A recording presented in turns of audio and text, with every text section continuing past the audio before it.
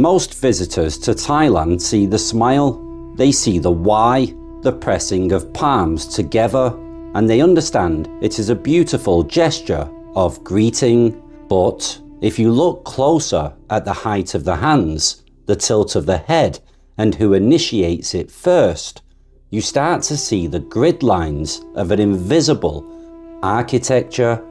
In the West, we often talk about class in terms of bank accounts. In Thailand, it's much deeper. It's a complex, ancient, and living web called Sakdina.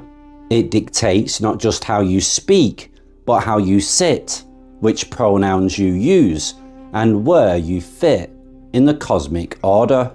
Today, we're going beyond the tourist Thailand. We are deconstructing the Thai hierarchy, from the divine status of the monarchy to the spiritual weight of the Sangha and the modern high-soul culture that rules the skyscrapers of Bangkok.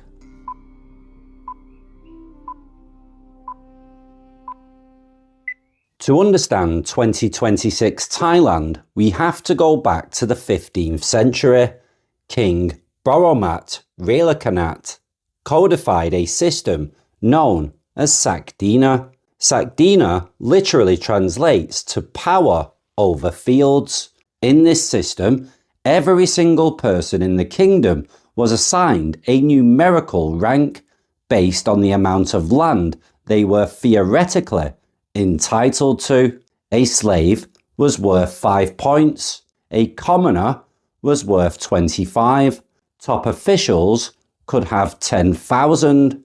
The king was lord of the land, sitting above the scale entirely.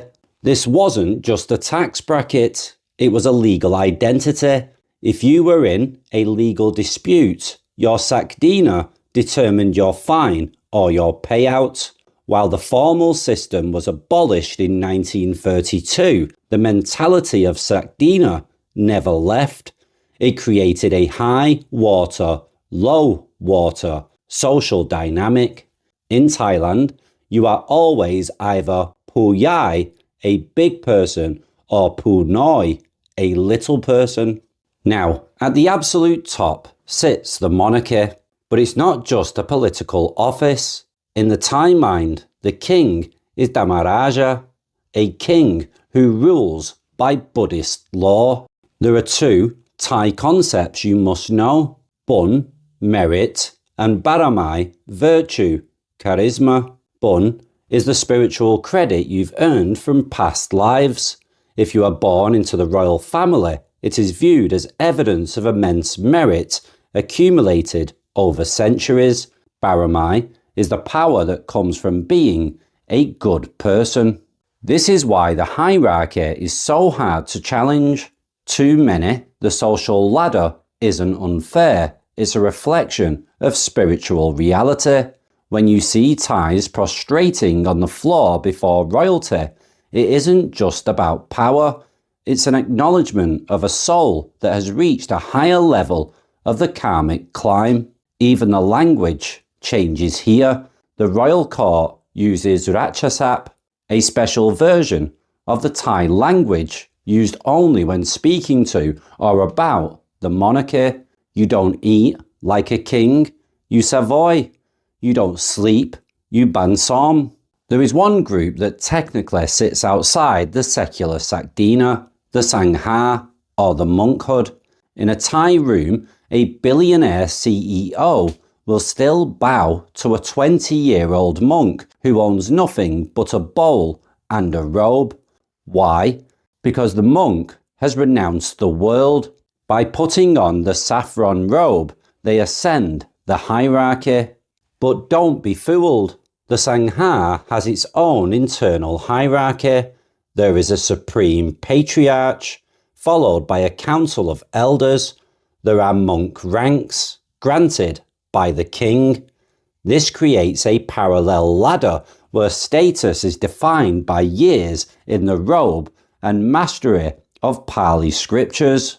So let's talk about today.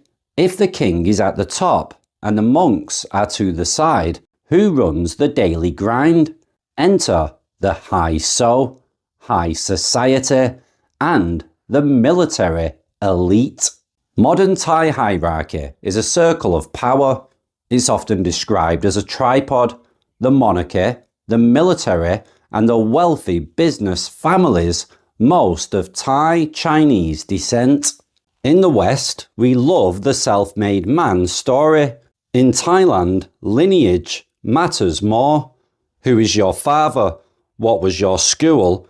This is why you'll see high-so influencers and celebrities whose primary job is simply being from a good family. The military also views itself as the guardians of the top of the pyramid. This is why Thailand has had more coups than almost any other country in modern history. The military elite aren't just soldiers, they are high-status players in the Sakdina game, often moving from the barracks to the boardrooms of Thailand's biggest corporations. You can hear the hierarchy in every sentence. In English, I am, I, and you are, you. In Thai, there are over a dozen ways to say I, depending on who you are talking to. Talking to a friend, gu mung. Informal, crude. Talking to an elder, pom, chan. Talking to a monk, atama. Every sentence ends with a polite particle, krap for men, ka for women. It's a constant verbal handshake that acknowledges the relative status of both people. To forget these isn't just a typo, it's a social transgression. It's telling the other person, I don't recognize your place in the world. For centuries, this hierarchy provided stability. Everyone knew their place. But the 21st century is challenging the invisible architecture. The younger generation, the Gen Z of Thailand, are starting to ask why the Sakdina values of the 1400s should dictate their lives in 2026. They are pushing for a flatter society where a Y is a greeting of equals, not a debt of status. Thailand is a country caught between two worlds, the ancient merit-based ladder to the heavens and the modern democratic push for the ground beneath their feet. Understanding this hierarchy isn't just a history lesson, it's the only way to truly understand the soul of the land of smiles.